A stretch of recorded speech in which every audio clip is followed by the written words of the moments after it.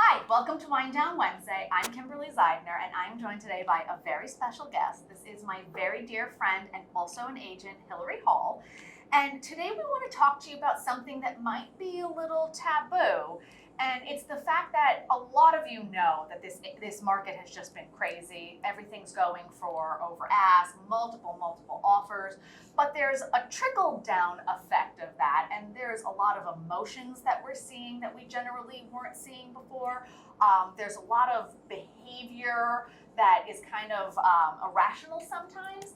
And so we're here to kind of tell you what exactly is happening in this market. And so Hilary actually just had a listing appointment the other day. Do you want to tell everyone what happened?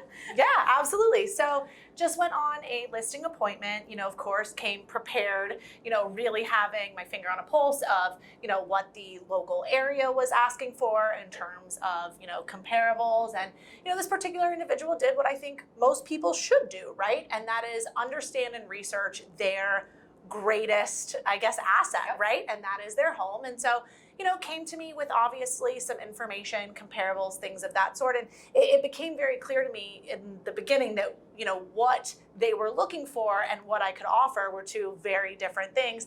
And essentially with a home that is priced, under the $600,000 range, there was a $100,000 gap from, what I thought would be not only just appropriate, but doable, right? Because that's the goal, is to get traffic into your home and ultimately contracts and then ultimately a closing.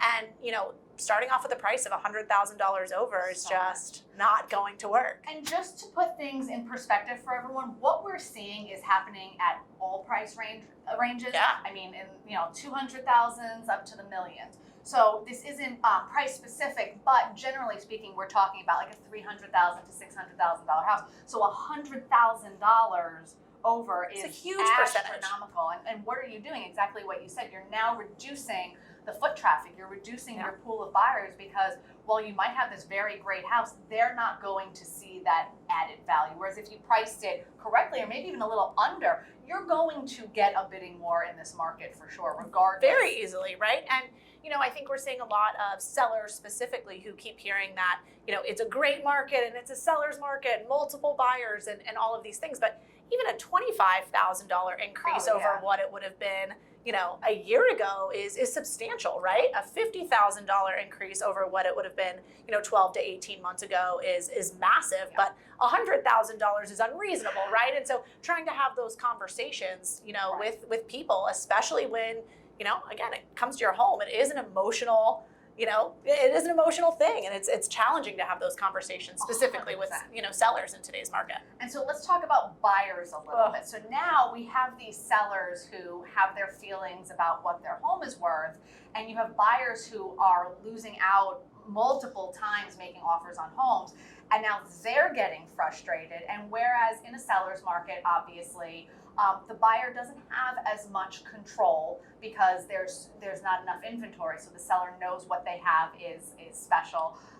Now these buyers are getting so frustrated, and I feel almost instead of just like accepting it, they're now overreacting in that way, right? Oh yeah, absolutely. And I think that emotions are running super strong on the buyer side as well, because, for every 100 buyers that we have, and I don't know that this is a real life statistic, but it certainly feels this way, right? For every 100 buyers that you have, it seems like you maybe have like one house or one primary bedroom to, offer all of these people. And a conversation that I recently had is probably one that, many buyers, certainly many agents are facing right now, is the question about appraisals and appraisal contingency, right? So I have very wise buyers that are very financially responsible, and, they want to proceed with an offer. They just aren't willing to pay that $100,000 above, what the home is actually valued at, right? So, making an offer based on what the home may or may not appraise at, and then losing out consistently because other people, are not including those contingencies because they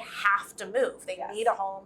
Maybe their kids are starting school in August. It's not a secondary residence. So there's different levels of desperation, I think, and motivation for people to sell. And, as an agent, you end up being the bad guy, having to say, I'll keep trying and we'll keep putting offers in, but part of our job is informing people, right? And making sure that they understand what this market looks like, and sometimes the messenger isn't always the best hat to wear, right? And trust us when we say we don't want to be the bearer of bad news. Ever. We don't want to have to like lay down what's happening by any means, but we have to be a resource for you. We have to kind of explain what it is that we're seeing. And another thing I think that's important to touch on is that it's not just buyers and sellers that are having these emotions, it is the agents or we are not okay. we don't want to be that person that has to tell you anything bad, but we're experiencing it too. And that's also bringing out a different side of people where now I think where you have some inexperienced agents out there, obviously, but you also have some more experienced ones that don't know how to handle this because it's something that we've never seen before. Right. It is very dramatic right now. And so those people are acting in a way where they're either being irrational, they're saying and doing things they shouldn't do, they're not working as a team. And that's a struggle too. So it's almost like we're kind of having to we're the salmon swimming upstream. We're trying to get there. Yeah. And so, it's not just buyers and sellers, it's us too. No, I definitely think that there is a trickle-down effect, right? Because we are the people delivering, of course you have those days where you deliver great news, right? Like, we won this offer. And we cheers to those. Yes, we sure do. We won this offer, we got it, that's great. I'm a little worried you may have overpaid, but you wanted this house and that was your choice and I There's gave a value to you. Yes, absolutely, which is super important. And, then we make those phone calls to a seller that's like, this is amazing. We got above ask and you're walking away with a substantial, bit of profit on this great investment that you had, in a home, which is terrific. But there are also those days that, nothing has gone well or you can't get in touch with an agent because, to be fair, they're inundated as well, whether you're on the listing side or the buying side. Right. We used to show 5 houses and we're showing 405 houses. It's a lot. So it definitely is. And luckily, I think that one thing that is super important that I think overall, everybody who is in real estate, right, needs to understand is, even though, you and I, right, we're different brokerages, technically you could say that, we are competing in this market, and that's true, right? We are.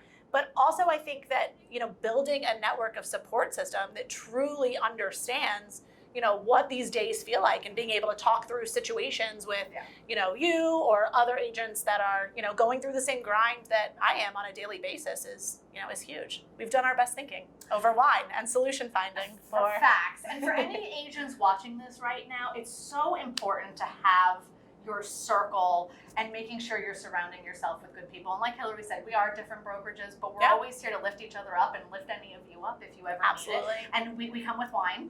Always come with wine. But anyway, thank you so much for being here today. Thank you. This is awesome. It's been Wine Down Wednesday where we're spilling the tea or wine or we're spilling the tea and the wine with receipts. I don't know. But anyway, have a great month. We'll see you soon. Happy Wednesday. Cheers. Cheers.